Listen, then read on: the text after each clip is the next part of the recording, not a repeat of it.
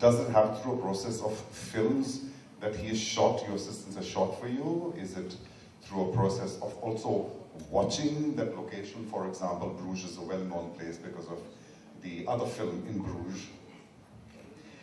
See, everything starts from the script. What does your script demand? So, in PK, Anushka is supposed to be studying in some country in Europe. And going by the scenes, what we needed was, as Karan mentioned, was a place which has got an old world charm. It's got those old cobble streets, a town square, and water canals. So the first stage is you start obviously hunting for locations on the internet. You kind of browse all over the places, and there are many countries who come in also. They have film commissions who provide you pictures. So the first elimination happens on that stage. So we kind of found a few countries, and that's when Karan went out on a journey. And so we actually almost had zeroed down on Italy, where we found water canals were in Venice. But what was happening there was that we didn't find all the locations in one place. Like the canals were in Venice, then the town square we wanted was in Verona, the mountains were somewhere else, and so we had to really travel a hell of a lot for all those places. Till I saw the images from Bruges, and it just seemed like the right place where it had the canals, it had cobble streets, the town square, and everything that we wanted was in one place. And when we went and shot there, it was just fantastic. Even if I tell my people now, they all would jump up and they say, we all want to go back. Because nobody was really even traveling. We would get up in the morning, everybody had bicycles, and they would come onto location. Even Anushka, Sushant, all those people would cycle around, leave the bike wherever they want. In fact, Sanjeev lost a couple of bikes. He had to pay for it. And so that place has such an old world charm that for me, even watching this now, was a huge amount of nostalgia, and I just want to go back again. In fact, I will do it as soon as the film ends. I want to go back and now, without worrying about the shoot, stay there. So does that mean that your next film will also be Bruges or somewhere? Carl will be very happy if that happens. How does it feel as a filmmaker? You arrive in a location, because this is really the first time that you're shooting, your past 3 films, hugely successful, but all shot here in India. And now, a sizable chunk, so to speak, going abroad. Was it another dimension to your experience? Was it easy to get people clear off the streets, or, just to make the whole thing happen as you had it in your head? Yeah, you're right. This is the first time I've shot outside. And that also, finally, as I said, the script drives you to a place. So, since I've never shot, my immediate worries were, okay, how will this whole process be? How will the visas happen? Which is the line production company will be shooting there with? Who are those people? Are they honest? Are they good people? Will I have trouble with them? Will I find the equipment? So, obviously the first stage was visas, and we happened to bump into Pinky, who's there she is. And the moment I think Sanjeev called up the consulate, and she'll end up in office, and she then introduced us to Carl and Edward, and they made the process of visas so easy for us. So we didn't really have to worry about how the unit would go, how the equipment would go. Then the next interesting thing happened was the line producers who were there. We were, in fact, talking to a couple of people, and then finally we ended up working with a company called Zar Films. And they turned out to be such fabulous people. So your biggest worry, as I said, okay, after locations, the next biggest thing is who are the people you're working with. And that's a choice we make even when we make films in India. I always say that work with a less talented man, it's okay, but he should be a good human being. That's primarily important, because you're going to spend a huge amount of time working with that person. So these were such wonderful people. As you can see, they were singing, they were dancing with us. By the time we left, nobody wanted to leave. In fact, Anushka was saying, can't we shoot the rest of the film here? So we left happily, and In fact, some of them landed after the film got over. Some of them came here to attend some weddings. Somebody from a crew got married here. So all in all, it was a wonderful experience. Yeah, a totally positive experience. Yeah. It's going to be one for the memory books. Yeah. Something you just said, good human being. And you've always portrayed shades of this, how good can a human being be? How does one start to really be a good human being, which you've also done and explored. It's a theme you seem to explore a lot, isn't it? In Lagera Munna Bhai also you did that. How to be a good human being. I mean, you know, 3 Idiots was also about just doing good.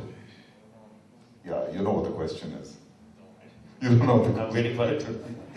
Is there another exploration about being a good human being in PK?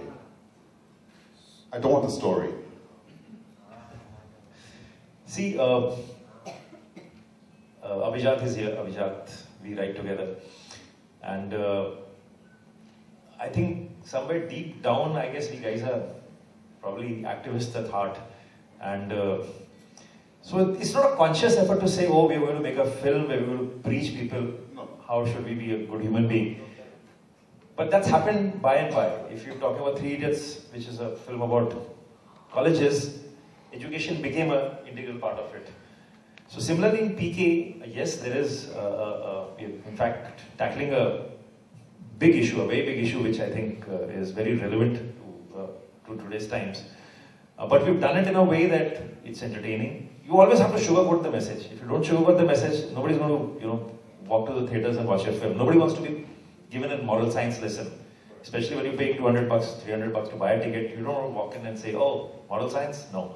So you entertain them, and by, if you can, in a layer also say what you feel like. And these are things we strongly felt about. So that's the way we've been doing it all the time. Yeah, 3 back-to-back successes. The 2 Munna Bhai and then 3 Idiots. What's the pressure like in your mind? It's coming up now. PK is just there. Yeah, I need all those beers. I need all those beers. I need to be drunk for next. All those beers. Carl, I hope you got some more beers tonight, apart from just that outside. Okay, we're looking forward to the Belgian beers, but what's the pressure like? I think this is something we do to ourselves. If I go back and look at my first film, when I made the first film, I was under no pressure. I made the film, my friends saw it, my family saw it. I went home and slept. Friday morning, I woke up at 2 in the afternoon when one of my assistants called up. He says, should we go to the theaters and see how people are reacting? And then it occurred to me, yeah, I think I should also go and see what the audience is thinking. It didn't matter to me at all. We were happy that we made a great film. But to be honest, after that, somewhere a pressure does, because you're investing larger amount of money in the film, you want the film to be liked. But what I can say that we've never bowed down to commercial pressures and say, okay, we're going to do something, probably, sell ourselves or sell our soul to make a film. We made what we believed in. Absolutely, till date we made what we believed in. But to be honest, yeah, the pressure is there. The only man who's not under pressure is this man who's sitting out there. He keeps telling me every day, yeah, we made a great film. And I said, okay, 19 December we'll know. It's a nice support to have. It's a nice support. It's good to know that you're somebody there relieving his pressure. But again, something interesting you just said about not bowing to commercial pressure. That comes from what? It comes from being you. It comes with, of course, the wonderful team that you have. Does it come from an innate confidence? Does it come from a storyline? Does it come from knowing I've got a real good story which I'm going to tell, and the commercial success will follow? Does it come from that? Filmmaking is a process where, unlike anything, if you're looking at it as a commercial venture, first of all, I don't look at it like that, but if you still look at it as a commercial venture, possibly in any other business, you still might be able to judge, okay, I put in this kind of money, I will make this kind of money. In a film, you really can't judge what the other person is going to like, especially in a country like India, where you look at the literacy level from north to south, east to west, different kind of people, different kind of tastes. So, the path we've chosen, we say that, okay, here's a script we are writing, do we like it? Are we laughing while writing it? Are we getting emotionally choked while writing it? If we like it, let's go that path. Because if you try and judge, preempt what people are going to like, eventually you might end up making a film which they don't like, and even you don't like, because you did it for them. So if we do it for ourselves, then at least there's a couple of people around who like it. And because it's a very scary thing, you know. I'll tell you an incident. While Munnabai MBBS was happening, my first film, a filmmaker came to me, I can't name him. He said, have you gone mad? You're making a film with Sanjay Dutt, who's an action hero, and you're doing a film like this, which is like a feel-good kind of a film, and you're making a film in a hospital? How can you make a film, your entire film is set in a hospital?